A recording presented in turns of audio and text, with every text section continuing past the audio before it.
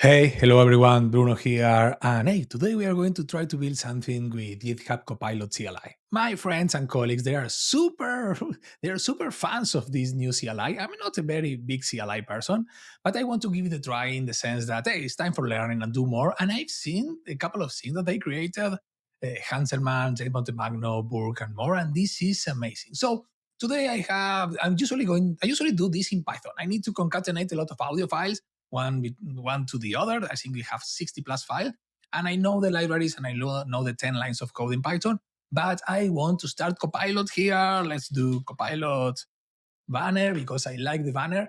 And I want to basically, I'm going to ask Copilot to create a .NET 10 application, file-based application that is going to do this. By the way, I have two consoles here, so I can later run this. And what I am going to do is, if we take a look here in this file, I have a folder audios.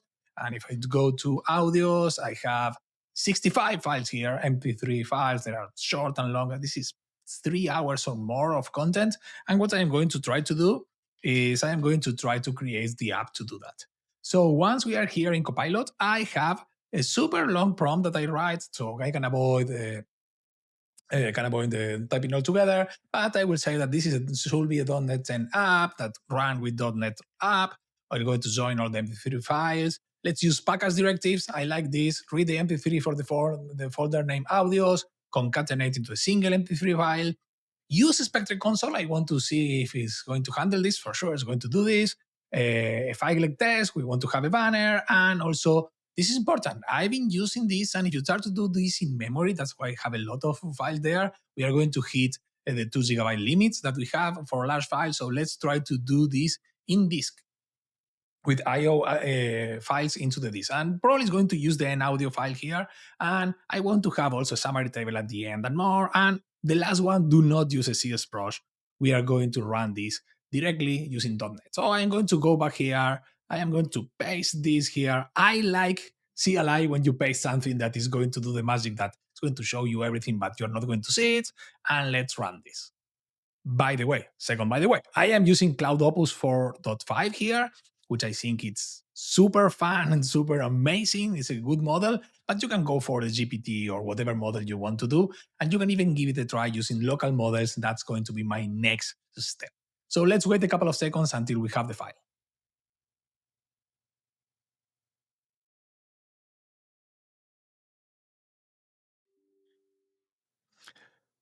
There it is. So let's take a look. We have, oh my God, this is a long file. So we have the using v.NET run package, Spectre, yes, system. We start with the banner, audio joiner, yes, validates if we have the folder. Oh, I love it. Gets all the files. Then we have the answer console progress.